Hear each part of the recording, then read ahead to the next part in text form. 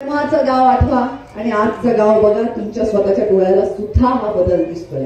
मी परवा ज्या दिवशी निमंत्रण स्वीकारलं मागच्या आठवड्यात, तेव्हाही आत येऊन दर्शनासाठी जेव्हा आले तेव्हा मी पाहिलं इतकी सुंदर झाडं लावलेली आहेत, वॉकिंग ट्रॅक झालेला आहे, भगवान बाबांची देखणी मूर्ती तर आपल्या समोर दिसतेच आहे. आता पुढच्या भागाचं कॉन्क्रिटीकरणाचंही काम सुरू झालेलं आहे.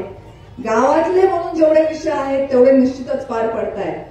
पण तुम्हाला असं वाटलं की आता ताई आल्या, मग तुम्ही म्हणलात ताई तुमचे गडकरी साहेबांचे संबंध चांगले आहेत आणि म्हणून तुम्ही आमचं रस्त्याचं काम हे मार्गी लावलं पाहिजे.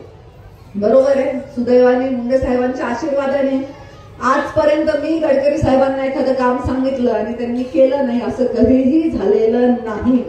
आणि हे मी म्हणत नाहीये, स्वतः गडकरी साहेब विधानसभेच्या प्रचारामध्ये केज विधानसभेच्या प्रचाराला आले होते त्यावेळी त्यांनी स्वतः त्यांच्या भाषणामध्ये सांगितलं की मी आजपर्यंत तुमचं कुठलंही काम नाकारलेलं नाही.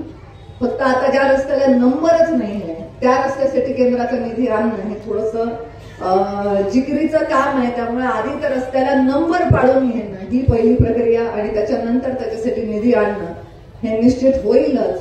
पण कसं आहे, माझं नाव पण आता उल्लेख करताना कधीतरी कोणीतरी म्हणतं की माझी खासदार वगैरे, पण मी हे बघितलं.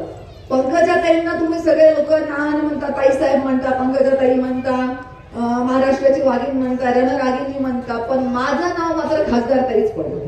आजी नाही, माझी नाही, प्रीतम नाही, काही नाही, मुंडे नाही, खाडे नाही, काही लावत नाही तुम्ही. माझं नाव खासदार ताईच पडलंय की जणू मी जन्मतानाच खासदार लावून आले होते की काय, असं माझा उल्लेख तुम्ही खासदार ताई म्हणून करता. म्हणून तुमच्या कधी कधी लक्षात येत नाही की मी आता विद्यमान खासदार नाही.